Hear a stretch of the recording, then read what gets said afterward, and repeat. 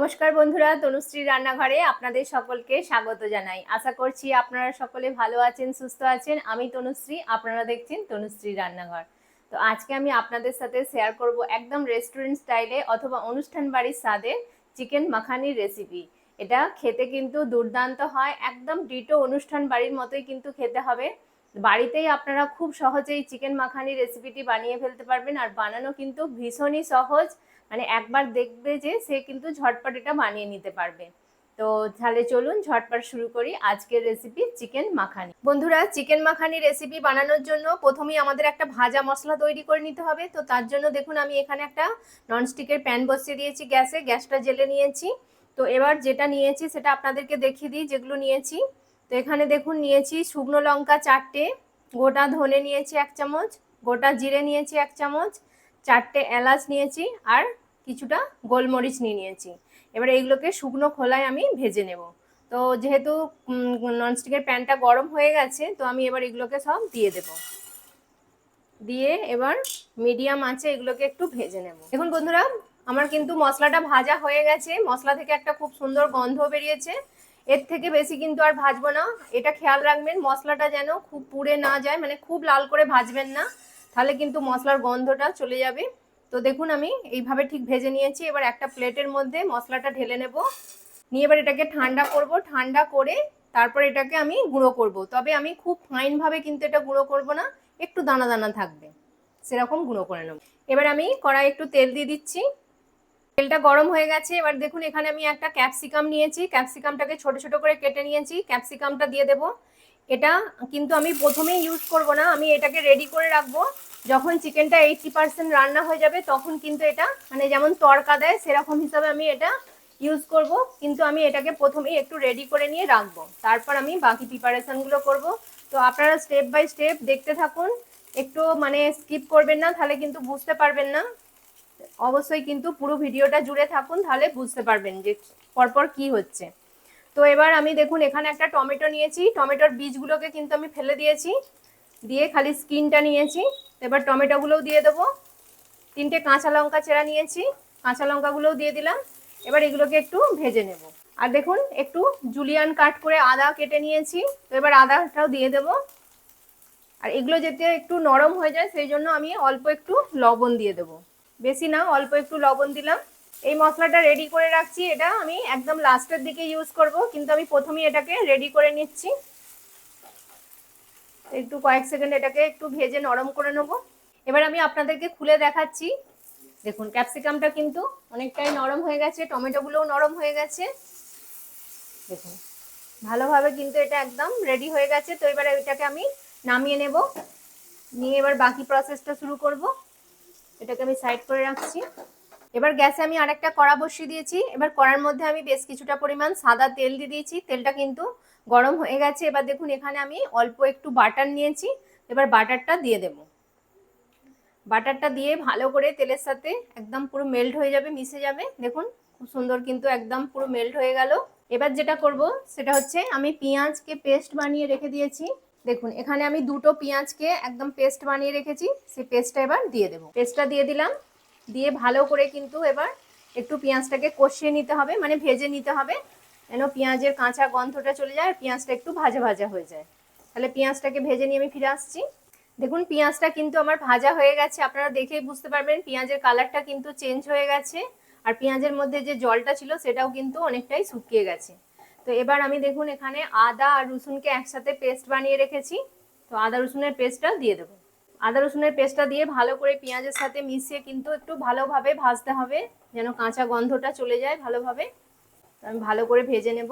আদা রসুনটা খুব সুন্দর করে কিন্তু ভাজা হয়ে গেছে, দারুণ সুন্দর কিন্তু একটা গন্ধ বেরিয়েছে। এবার আমি চিকেনটা দিয়ে দেবো। এখানে আমি 1 কিলো চিকেন নিয়েছি, চিকেনটা ধুয়ে পরিষ্কার করে নিয়েছি। এবার চিকেনটা আমি দিয়ে দিচ্ছি। তো চিকেনটা আমি দিয়ে দিয়েছি। এবার ভালো করে মশলার সাথে চিকেনটাকে কিন্তু ভেজে নিতে হবে। চিকেনের যে একটা আঁচটে গন্ধ থাকে সেটা কিন্তু এইভাবে ভেজে নিলে গন্ধটা চলে যাবে, আর চিকেনটা খেতেও কিন্তু ভালো হবে। তো আমি ভালো করে কিন্তু চিকেনটাকে 3-4 মিনিট ধরে একটু ভালো করে হাই ফ্লেমে একটু ভেজে নেব। এইভাবে পুরো চিকেনটা আমি মিশিয়ে নিচ্ছি, নিয়ে ভেজে নেব। দেখুন বন্ধুরা চিকেনটা কিন্তু আমি খুব সুন্দর করে ভেজে নিয়েছি, আর চিকেনের কালারটা দেখছেন চেঞ্জ হয়ে গেছে। যখনই এরকম সাদা সাদা চেঞ্জ হয়ে যাবে তখন বুঝবেন যে চিকেনটা কিন্তু ভাজা হয়ে গেছে। তো এবার যে মশলাটা আমি ভেজে রেখেছিলাম সেই মশলাটা এবার দিয়ে দেব। সব মশলাটা আমি দিয়ে দিচ্ছি। মশলাটাকে দিয়ে ভালো করে একটু আবারও আমি মিশিয়ে নেব। ভালোভাবে মশলাটাকে দিয়ে কিন্তু চিকেনের সাথে একটু কষিয়ে নিতে হবে। এবার দেখুন আমি এখানে টক দই নিয়েছি। টক দইটাকে কিন্তু ভালো করে আমি ফেটিয়ে নিয়েছি। আর টক দইটা যখনই দেবেন তখন কিন্তু গ্যাসের ফ্লেমটা একদম লো করে দেবেন, নাহলে কিন্তু কেটে যাবে। তো দইটা দিয়ে দিলাম, দিয়ে ভালো করে আবারও আমি মিশিয়ে নেব সব কিছু একসাথে। এই সময় গ্যাসের ফ্লেমটাকে একদম লো করে দেবেন, দিয়ে তার কষাবেন। দইটা দিয়ে আমি ভালো করে মিশিয়ে নিচ্ছি। এবার দইয়ের বাটিটা ধুয়ে আমি অল্প একটু জল দিয়ে দেব। জলটা দিয়ে দিলাম, দিয়ে ভালো করে আরেকবার আমি সবকিছু মিশিয়ে নেব। নিয়ে এবার আমি একটা চাপা দিয়ে দেব, দিয়ে 7-8 মিনিট মতো চিকেনটাকে সেদ্ধ হতে দেবো। তো আমি এবার একটা চাপা দিয়ে দিচ্ছি, দিয়ে 6-7 মিনিট মতো এটা ভালো করে একটু সেদ্ধ করে নেবো। তো 6-7 মিনিট পর আমি ফিরে আসছি। আমি 7 মিনিট পর ফিরে এসেছি। এবার আপনাদেরকে খুলে দেখাচ্ছি যে চিকেনটা কতটা সেদ্ধ হয়েছে। চিকেনটা দেখুন কিন্তু 70% আমার সেদ্ধ হয়ে গেছে। আর কতটা দেখুন জল বেরিয়েছে চিকেন থেকে, যেহেতু আমি দই দিয়েছিলাম। তো দই থেকে আর চিকেন থেকে জল বেরিয়ে দেখুন কতটা জল বেরিয়েছে। এতেই কিন্তু চিকেনটা ভালোভাবে একদম সেদ্ধ হয়ে গেছে। তো এবার যেটা করব, এখানে আমি স্বাদ অনুযায়ী এবার লবণটা অ্যাড করে দেব। আমি লবণ দিয়ে দিচ্ছি স্বাদ অনুযায়ী। আর যে ক্যাপসিকামটা ভেজে রেখেছিলাম, ক্যাপসিকাম, টমেটো, আদা, কাঁচা লঙ্কা, সেইটা এবার দিয়ে দেব।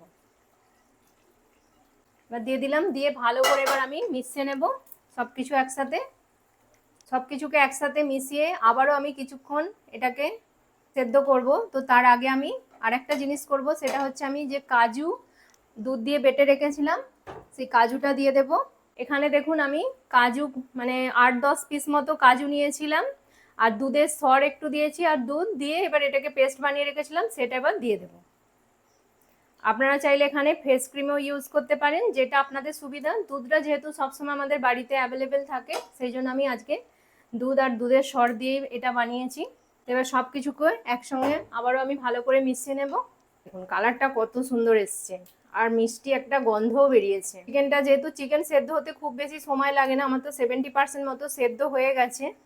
তবু আরেকটু আমি সেদ্ধ করে নেব, যেহেতু সব মশলাগুলো যেন চিকেনের মধ্যে ভালোভাবে ঢুকে যায়। তো আমি আবারও চাপা দিয়ে দেব, দিয়ে আরও 5 মিনিট এটাকে রান্না করে নেব। বন্ধুরা আমি আরও 10 মিনিট ভালোভাবে চিকেনটাকে একদম সেদ্ধ করে নিয়েছি। তো এবার খুলে আপনাদেরকে দেখাচ্ছি। দেখুন চিকেনটা কিন্তু একদম ঠিকঠাকভাবে সেদ্ধ হয়ে গেছে, আর চিকেন থেকে কিন্তু তেলও ছাড়তে শুরু করেছে। দেখুন কত সুন্দর হয়ে গেছে। গ্রেভিটাও কিন্তু আস্তে আস্তে একদম ঠিক হয়ে এসছে। আর একটু গ্রেভিটা আমি মেরে নেব। তো তার আগে আমি এখানে গরম মশলা অ্যাড করব। আমি এখানে 1/2 চামচ গরম মশলার গুঁড়ো নিয়েছি, গরম মশলার গুঁড়োটা দিয়ে দিচ্ছি। আর দিয়ে দেবো হচ্ছে কাসুরি মেথি। কাসুরি মেথিটাকে আমি শুকনো খোলায় একটু নেড়ে নিয়ে এটাকে গুঁড়ো করে নিয়েছি। তো কাসুরি মেথিটা দিয়ে দিলাম, দিয়ে সব কিছু ভালো করে মিশিয়ে নেব। সব কিছু ভালো করে মিশিয়ে নিচ্ছি। আমার সব কিছু একদম দেওয়া হয়ে গেছে, আর কিছু দেবার নেই। একদম কিন্তু চিকেন মাখানি কিন্তু আমার রেডি। আপনারা যেরকম গ্রেভিটা রাখতে পছন্দ করবেন সেই অনুযায়ী গ্রেভিটা রাখবেন। এরকমভাবেও রাখতে পারেন, আবার একটু এর থেকে মানে মেরে নিতে পারেন, মানে আরেকটু ঘন করে নিতে পারেন। তো আরেকটু আমি সামান্য ঘন করে নেব। এটা কিন্তু ঠান্ডা হওয়ার পর গ্রেভিটা কিন্তু অনেকটাই বসে যাবে। তো এর থেকে আর বেশি আমি করব না। আমি এবার একটা চাপা দিয়ে দিচ্ছি, দিয়ে এটাকে 5 মিনিট মতো রেস্টে রাখবো। রেখে আমি এটা সার্ভ করব। চিকেন মাখানি কিন্তু আমার একদম রেডি হয়ে গেছে। আর আপনারাই দেখুন কতটা সুন্দর লাগছে এটা দেখতে। যেমন আমরা রেস্টুরেন্টে গিয়ে খেয়ে থাকি বা কোনো অনুষ্ঠান বাড়িতে গিয়ে খেয়ে থাকি, একদম কিন্তু হুবহু সেরকমই হয়েছে। টেস্টও কিন্তু অপূর্ব।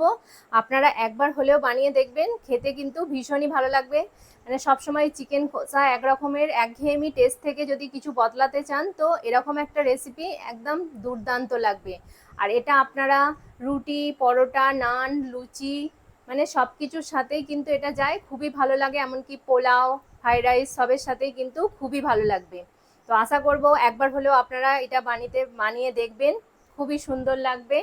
তো আশা করব আজকের রেসিপিটি আপনাদের ভালো লাগলো। আর যদি ভালো লেগে থাকে অবশ্যই কিন্তু তনুশ্রী রান্নাঘর চ্যানেলটিকে সাবস্ক্রাইব করে দেবেন। বেশি বেশি করে লাইক, কমেন্ট, শেয়ার করবেন আপনার বন্ধু বান্ধবদের মধ্যে।